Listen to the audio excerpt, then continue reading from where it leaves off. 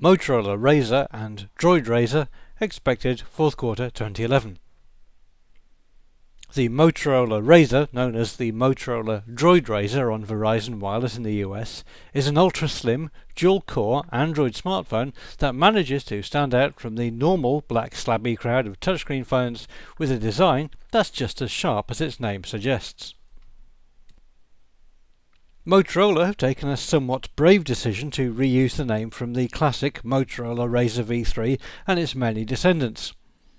The original RAZR V3 looked really cool, but was pretty awful to use, and Motorola's addiction to the RAZR line nearly killed the company. Obviously, this new RAZR is nothing at all like its namesakes, but Motorola must surely be hoping that customers remember how cool the original V3 looked, rather than how bad it was underneath. The striking physical design sets the new RAZR apart from other phones. At its thinnest point, the RAZR is just 7.1mm thick.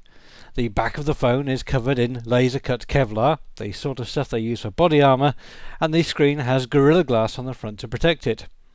The RAZR has a nanoparticle-based water repellent system called Splash Guard that covers the case and even the electronics inside.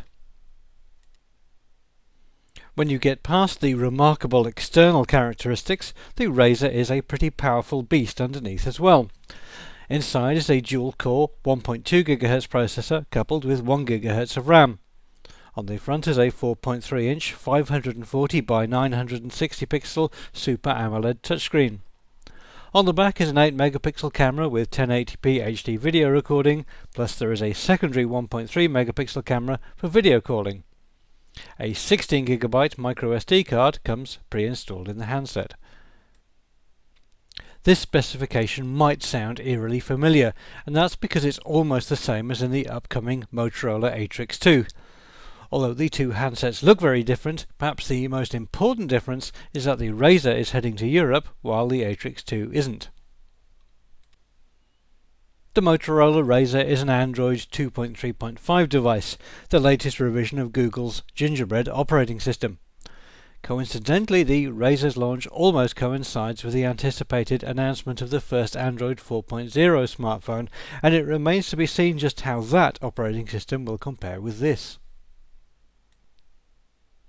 Motorola have enhanced the OS with some of their own applications, such as Smart Actions, which allows for all sorts of clever actions depending on location, time, or who is calling you.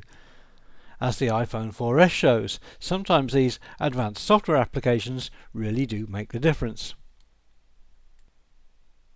Of course, the RAZR does everything that any other Android phone does, so it has Wi-Fi, GPS, and access to a massive collection of applications, plus useful things like a web browser and turn-by-turn navigation pre-installed.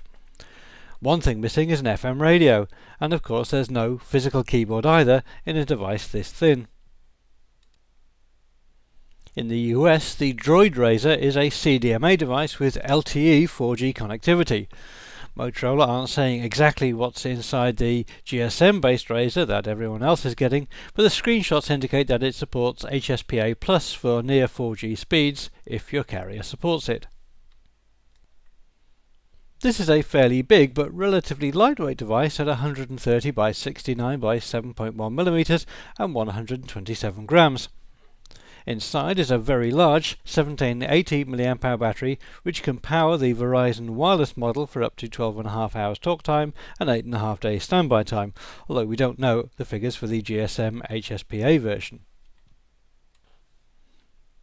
As with the Atrix 2, the RAZR can be used with the Lapdoc 100 or the upcoming Lapdoc 500 Pro, turning the RAZR into a netbook-like device with a proper keyboard and large display. Motorola say that the RAZR will be available starting in November in most markets worldwide, including Europe and North America. The DROID RAZR will be available on Verizon for just under $300 with a new contract, also from November onwards. That's about the same price as the iPhone 4S with 32GB of memory, so expect carriers to pitch it at a similar price worldwide.